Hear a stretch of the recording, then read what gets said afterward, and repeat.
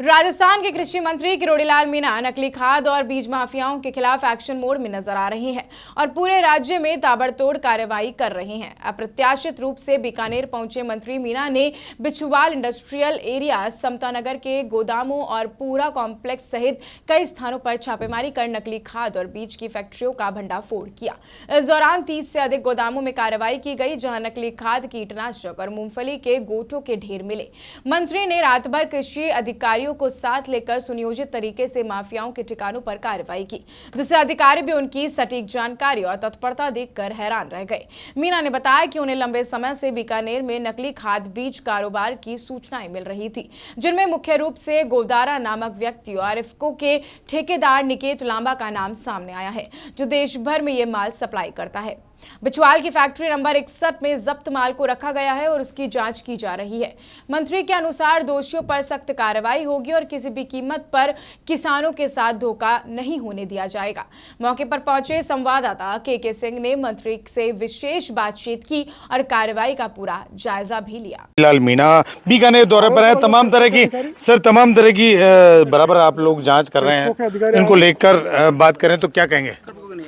देखो, ऐसा है कि निरंतर मेरे को 15-16 दिन हो गए जी, जहाँ मेरे को सूचना मिल रही है वहाँ पर मैं जा रहा हूँ।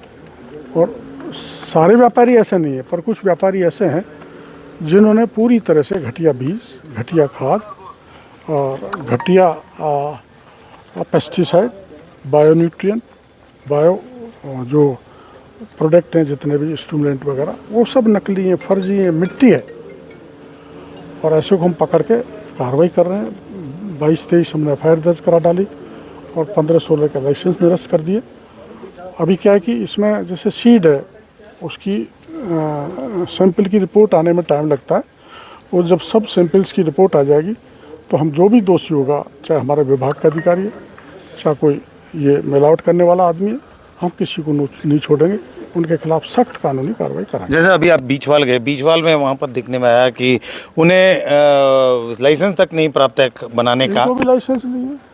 ये करीबन 8 यहाँ, चूँकि ये गोडाउन मालिक से हम पता करेंगे किस किस को किराए पे दे रखा है, तो अपना पता लग जाएगा किस किस ने यहाँ ये माल। जैसे ये जिसका हम टेस्ट कराएंगे ये सही भी है कि नहीं। हाँ, किरकोप की, क्योंकि हमको किशनगढ़ में इफ्को की बैग भी मिले थे जहाँ घटिया माल था। तो इतनी बड़ी कंपनियां जिनका यहाँ माल मिले, वो बिल्कुल चिंताजनक है और उनके भी खिलाफ हम मुकदमा दर्ज कराएंगे। तो सर, कांग्रेस वाले जो लोग एक तरह से आरोप लगा रहे हैं कि अब आखिर मंत्री जी क्या करने वाले हैं? मैं उनका सबका गला दबाने वाला हूँ, जो इनको सपोर्ट कर रहा है, जो इनको बचा रहा है, वेदर इज ए कांग्रेसमैन और our officer whosoever it is, वो सबके खिलाफ सख्त। कहते हैं किरोड़ी जी को हरी झंडी मिल चुकी है, बहुत कुछ कर सकते हैं, ऐसा कुछ? नहीं, हम तो सदा हरी झंडी हाथ में लिए रहते हैं, हमको हरी झंडी की जरूरत नहीं, हम तो अपने आप ही एक्टिवेट रहते हैं। आप देख रहे हैं कि पूरे एक तरह से कह सकते हैं कि पूरे राजस्थान में लगभग बराबर जांच पड़ताल में लगे हुए हैं। लगभग 22 से भी ज़्यादा अभी तक ये कार्रवाई कर चुके हैं, FIR दर्ज करवा चुके हैं।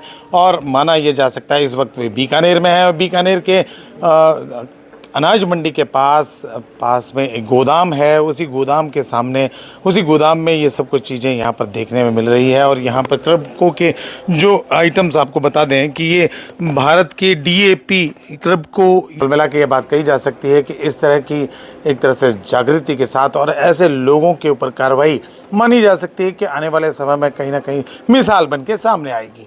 और जहाँ तक किरोड़ी मीणा जो कि मंत्री हैं, उनका सीधे तौर पर कहना है कि अगर कांग्रेसी मेरे ऊपर कुछ बात कहते हैं तो मैं ज़रूर इस तरह के जो गलत काम करने वाले लोग हैं उनका गला दबाने आया हूँ। के सिंह,